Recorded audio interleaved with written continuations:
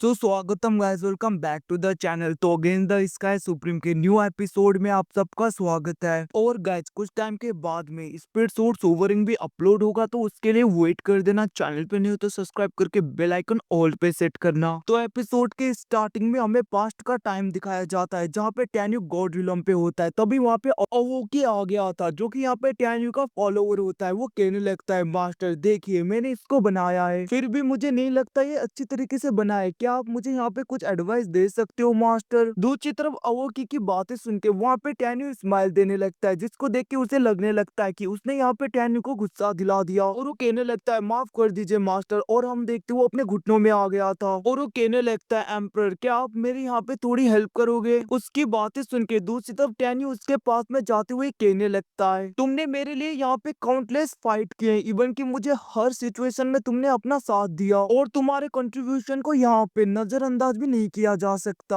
टैन्यू की बातें सुन के दूसरी तरफ वहाँ पे अवोकी कहने लगता है, मास्टर ये तो मेरा फर्ज बनता है, इवन कि मेरी जान भी क्यों ना चली जाए, मैं आपका साथ कभी नहीं छोड़ूंगा। अब उसके तरफ देखते हुए वहाँ पे टैन्यू कहने लगता है, यहाँ पे बातें ज्यादा मत घुमाओ, डायरेक्टली बताओ आखिरकार तुम कहना क्या चाहते हो। टैन्यू की बातें सुन के अवोकी कहने लगता है, मास्टर आपने यहाँ पे 6 हेवनली एम्परर और 6 इमोर्टल एम्परर्स को उनकी अपनी अपनी जगह दे दी, और आखिर पोजीशन यहाँ पे जो बचा था वो भी आपने यहाँ पे किसी और को दे दिया। मुझे नहीं लगता आखिरकार मैं क्या करूँ और अपने इस मुंह को कहाँ पे लेके जाऊं। उसकी बातें सुन के वहाँ पे टैन्यू कहने लगता है, अगर मैंने उस पोजीशन को तुम्हें दे दिया होता, मतलब कि तुम्हें यहाँ पे फेरी लैंड का मैंने रूलर भी बना दिया होता, तो तुम्हारा टैलेंट यहाँ पे पूरी तरीके से वेस्ट होता। और इसके अलावा यहाँ पे तुम्हारे लिए बहुत ज्यादा इंपॉर्टेंट काम है मेरे पास में, और तुम्हारे ऊपर बहुत ज्यादा भरोसा करता हूँ मैं। सबसे पहले तो यहाँ पे आउटर साइड के डीमन जो कि यहाँ पे अंदर आने की कोशिश कर रहे हैं, उनको तुम कंट्रोल करो जाके, और फर्दर क्या करना है मैं तुम्हें बताऊंगा। वैसे भी यहाँ पे डिस्ट्रक्शन का टाइम आ रहा है, उसके लिए भी हमें प्रिपेयर होना है। अब टैन्यू की बातें सुनकर दूसरी तरफ वहाँ पे अवोकी को थोड़ा बहुत गुस्सा तो आ रहा था, बट वो चुपचाप हो जाता है और वो कहने लगता है, जैसा आप कहो मास्टर, मैं आपके ऑर्डर को जरूर फॉलो करूंगा, बट मास्टर उससे पहले मुझे यहाँ पे रिट्रेट करना होगा, क्योंकि मुझे यहाँ पे ब्रेक थ्रू करना है, और यहाँ पे ब्रेक थ्रू का टाइम भी हो रहा है, तो जिसकी वजह से मैं सारी पोजीशन को अभी के लिए छोड़ रहा हूँ अपने। उसकी बातें सुन के वहाँ पे टैन्यू उसके पास में जाने लगता है, बट हम देखते वो पीछे की तरफ हो गया था,